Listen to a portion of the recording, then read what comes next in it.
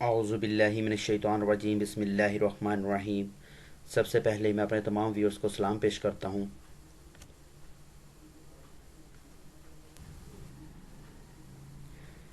जी student, आज हमारे पास 10th class biology का चैप्टर नंबर 12 का जो टॉपिक है हमारे पास वो है 12.2 human nervous system.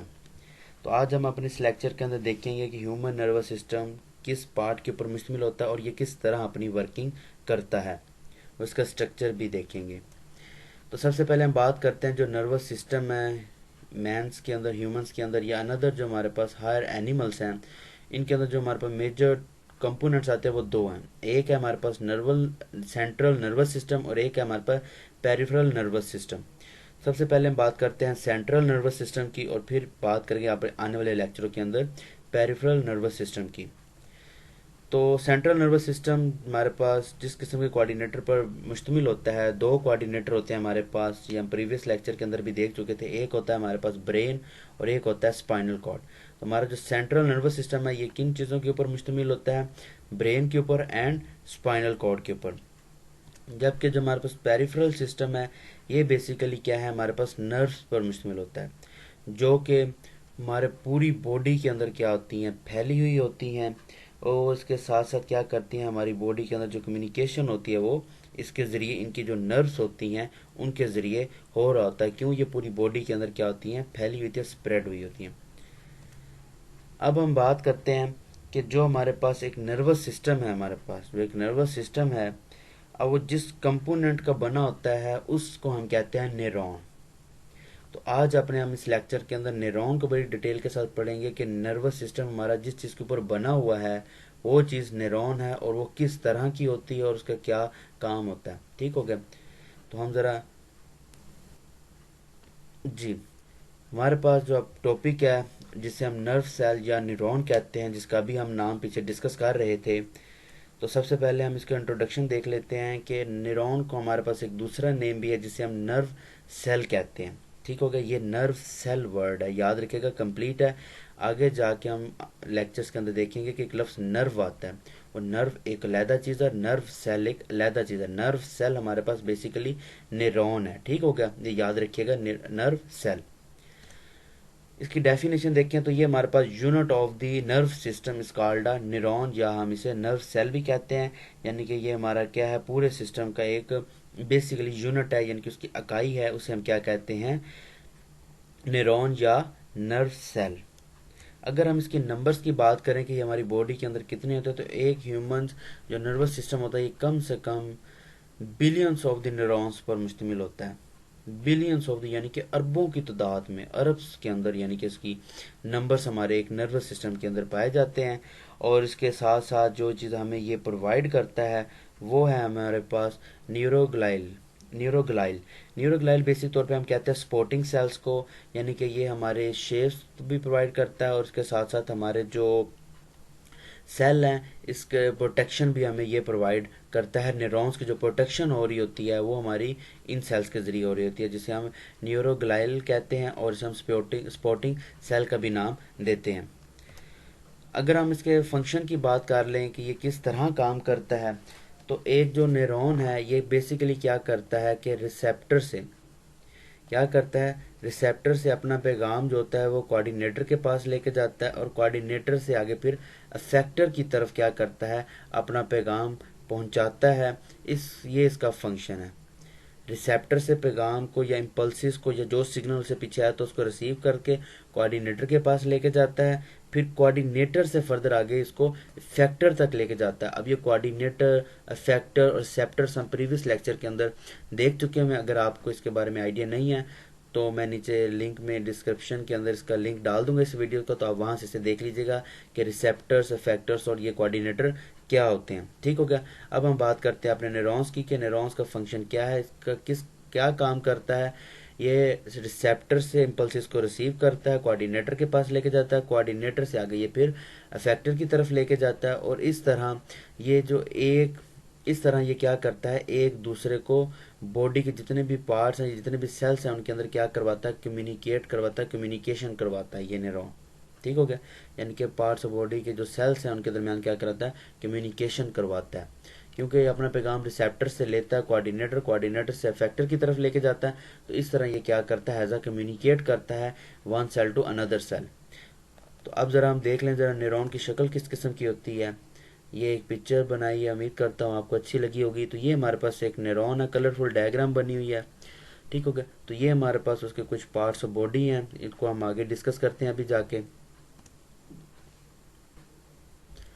Ji, parts of the neuron देखें तो हमारे पास इस टाइम कुछ 6 पार्ट्स आते हैं, ठीक हो गया। ये पार्ट हमारे पास इसके सेल बॉडी होती है, ठीक हो गया। ये जो आपको पार्ट नज़र आ रहा है ये हमारे पास डेंड्राइट्स होते हैं। इसी तरह हमारे पास एक्सॉन, श्वान सेल होते हैं, मिलाइन शीथ होती है और नोड ऑफ रनवेयर होता है। हम इसे आगे जाके बारी बारी सबको देखते हैं। तो नोड ऑफ रनवेयर हमारे पास ये पॉइंट होता है, यानी कि ये आपके दरमियान जो स्पेस नज़र आ रही है इसे हम कहते हैं नोड।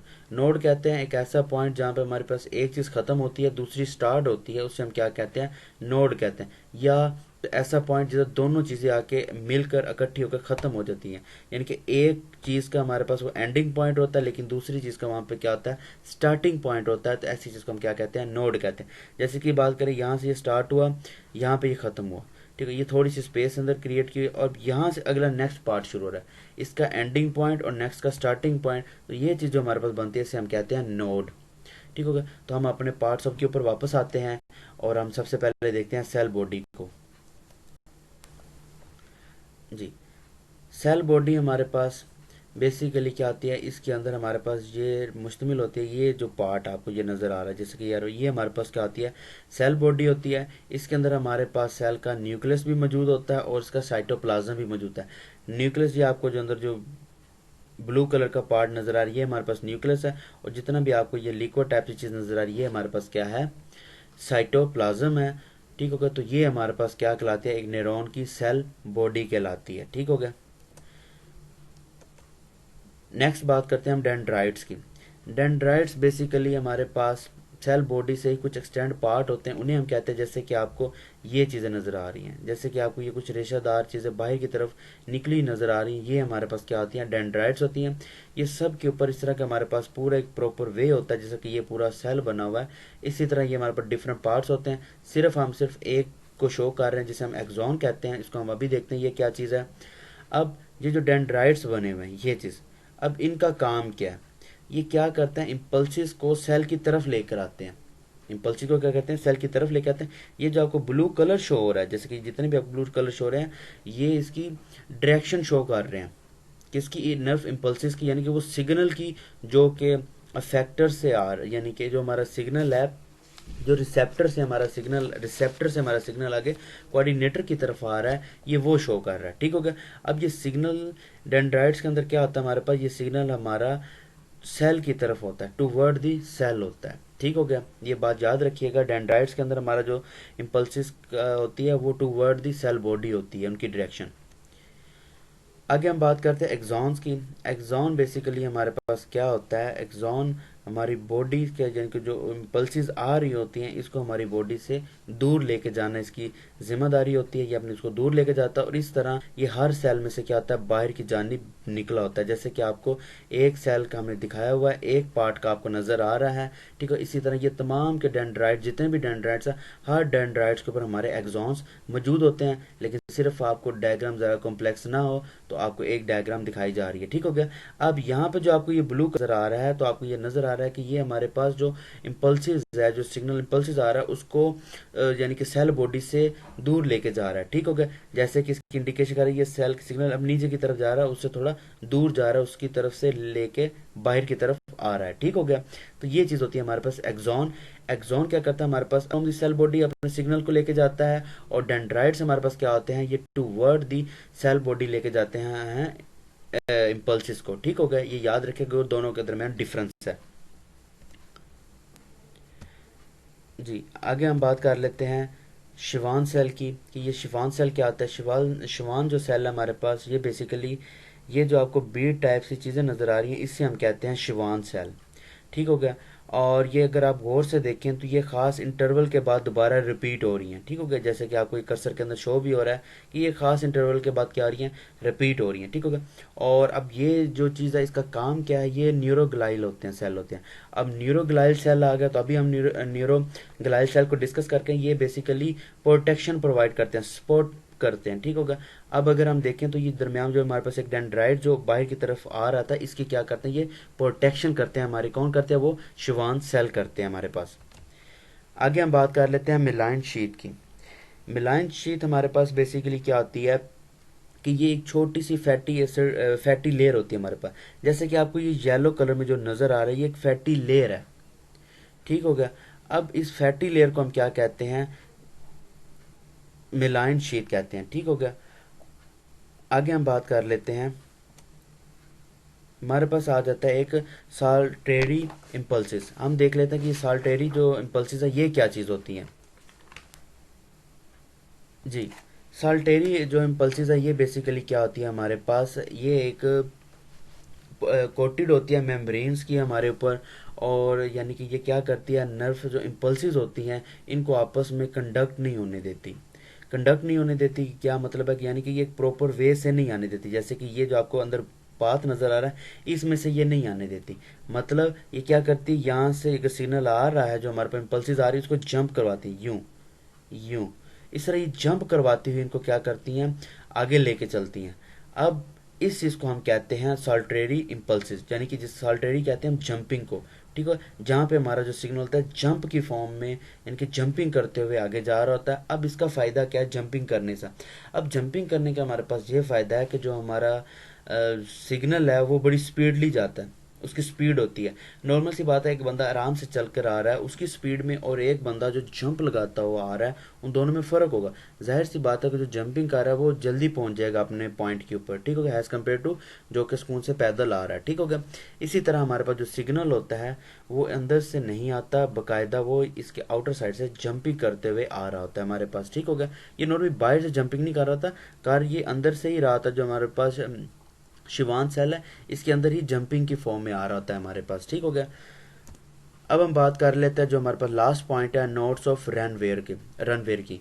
अब नोड्स ऑफ रनवेयर हमारे पास वो पॉइंट है जिसकी हम आगे बात कर रहे थे कि खास जो एक हमारे पास शिवान सेल आ रहा है, इन दोनों के दरमियान एक छोटा सा डिस्टेंस होता है, एक गैप होता है छोटा सा, उसको हम कहते हैं नोड। यानी कि जहाँ पे एक जो शिवान सेल का एंडिंग पॉइंट होता है, जहाँ से और अगले शिवान सेल का स्टार्टिंग पॉइंट होता है, उसको हम क्या कह देते हैं, नोड ऑफ रनवे कह देते हैं, ठीक हो गया।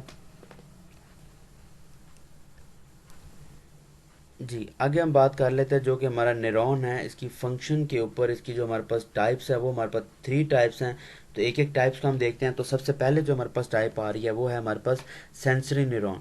अब सेंसरी न्यूरॉन्स क्या करता है कि जो हमारी इंफॉर्मेशन होती है, जो कि बेसिकली जो नर्व इम्पल्सिस आ रही होती हैं इसको, वो रिसेप्टर से लेकर किसकी तरफ भेज देता है, आगे सीएनएस की तरफ। सीएनएस सेंट्रल नर्वस सिस्टम को हम कहते हैं, ठीक होगा।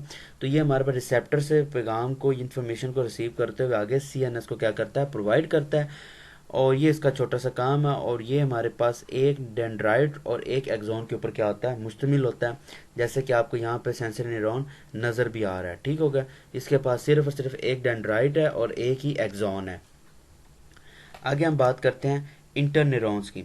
इंटर न्यूरॉन बेसिकली हमारे पास ब्रेन और स्पाइनल कॉर्ड का पार्ट होता है, और ये इन्फॉर्मेशन को रिसीव करता है। इन्फॉर्मेशन को रिसीव करने के साथ साथ ये इसको इंटरप्रेट भी करता है। इंटरप्रेट यानी कि उसका एनालिसिस करता है, उसको जज करता है सारा, और उसको करने एनालिसिस करने के बाद उसको फर्दर आगे मोटर न्यूरॉन्स को प्रोवाइड कर देता है, यानी कि उसको स्टिमुलेट कर देता है, यानी उसको तहरीक दे देता है, ठीक हो गया। अब इसके पास सिर्फ और सिर्फ काफ़ी ज़्यादा, यानी कि इसके पास मैनी डेंड्राइट्स और एक्सॉन्स होते हैं। जबकि सेंसरी न्यूरॉन के पास सिर्फ और सिर्फ एक डेंड्राइट्स और एक ही एक्सॉन था।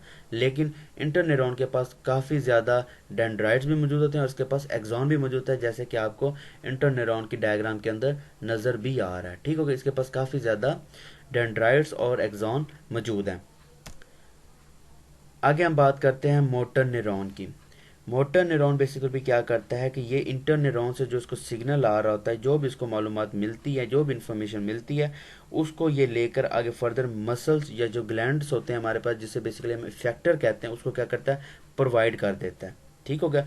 अब इसके पास तो डेंड्राइट्स तो बहुत ज़्यादा होते हैं, लेकिन इसके पास एक्सॉन सिर्फ एक ही होता है।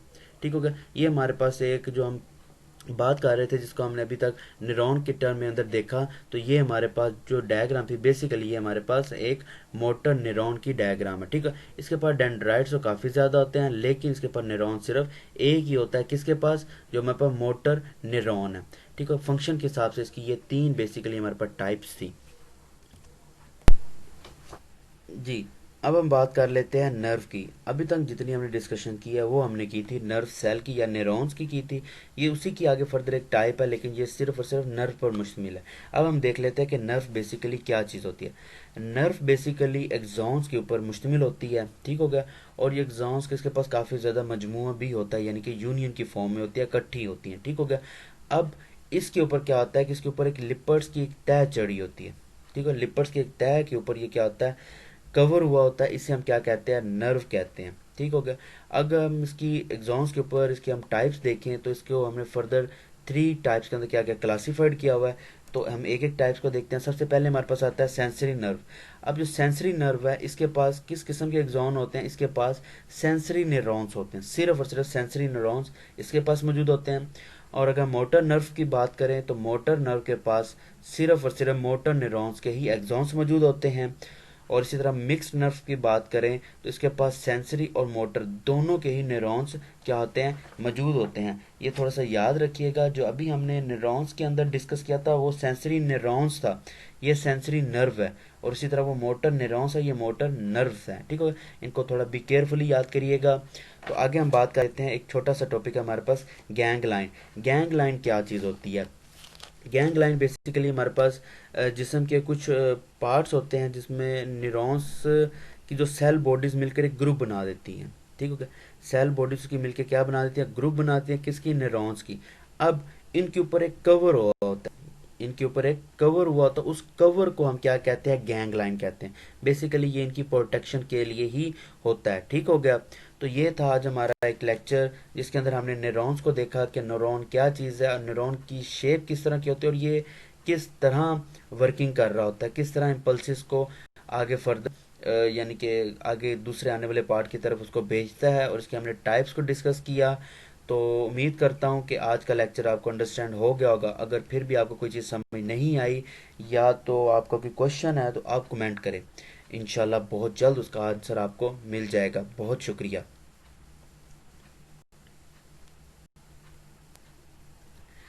वीडियो अच्छी लगी है, लेक्चर की समझ भी आ रही है, तो लाइक करें, कमेंट करें। और अगर अभी तक आपने मेरा चैनल सब्सक्राइब नहीं किया, तो मेरे चैनल को भी सब्सक्राइब करें, और साथ लगे छोटे से बेल आइकन को लाजमी प्रेस करें, ताकि मेरी आने वाली हर वीडियो या लेक्चर आप तक पहले पहुंच सके। बहुत शुक्रिया। इंशाल्लाह मुलाकात होती है हमारे नेक्स्ट लेक्चर में। तब तक के लिए अल्लाह हाफिज़।